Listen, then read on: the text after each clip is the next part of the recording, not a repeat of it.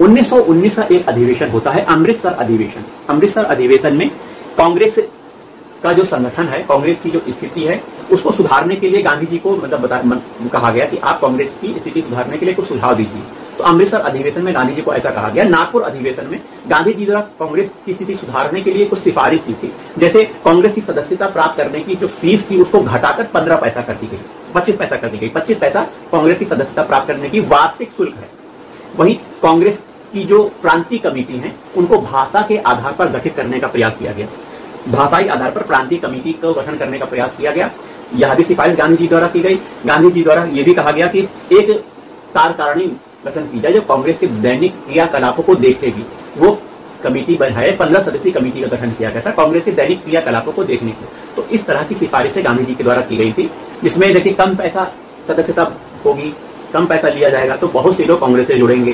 प्रांतीय आधार पर प्रांतों में भाषाई आधार पर कमेटी और उनका गठन होगा तो वहां के लोग, वहां के भाषा जो बोलते हैं वो उस संगठन से जुड़ेंगे, मतलब कांग्रेस से कई लोग जुड़ जाएंगे, ऐसा गांधी जी ने प्रयास किया।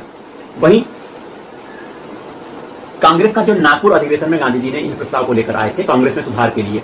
कांग्रेस का नागपुर अधिवेशन के बाद जिन्ना ने कांग्रेस छोड़ दी, जीएस खापर्डे ने कांग्रेस छोड़ दी, तो इन लोगों ने कांग्रेस छोड़ दी, एनी बेसेंट ने छोड़ दी। ठीक है। शिक्षा का बहिष्कार बंगाल में सबसे ज्यादा हुआ था।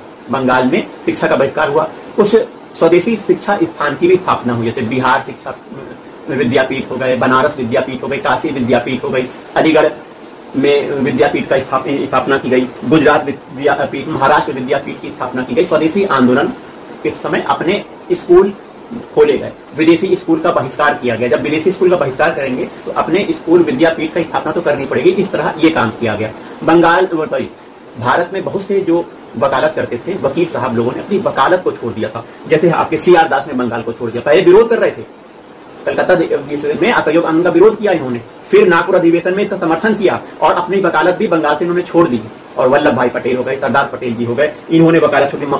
मोतीलाल नेहरू ने इलाहाबाद से वकालत छोड़ दी, राजगोपालाचार्य जी ने वकालत छोड़ दी, तो इन्होंने वकालत छोड़ दी। अंग्रेज डॉक्टर राजेंद्र प्रसाद ने कर दी, टी प्रकाशम ने अपनी वकालत छोड़ दी, एम जयकर द्वारा दिल्ली में अपनी वकालत छोड़ दी, एम जयकर, टी प्रकाशम ने अपनी वकालत छोड़ दी। तो इन्होंने अंग्रेजों के खिलाफ ये काम किया, कोई सहयोग न देने का स्थिति इन्होंने लेकर आई। असहयोग आंदोलन का यही मुख्य उद्देश्य था। गांधी जी द्वारा ये जो आंदोलन चलाया गया था असहयोग आंदोलन, इस आंदोलन को चलाने से पहले गांधी जी द्वारा एक उपाधि मिली थी 1915 में, आपको याद है क्यों? क्योंकि गांधी जी ने विश्व युद्ध में भारत को सम्मिलित करने का अंग्रेजों का समर्थन किया था। केसरे हिंद की उपाधि दे दी गई थी। इसे गांधी जी ने असहयोग आंदोलन से पहले लौटा दिया, हमें नहीं चाहिए, तो ये गांधी जी द्वारा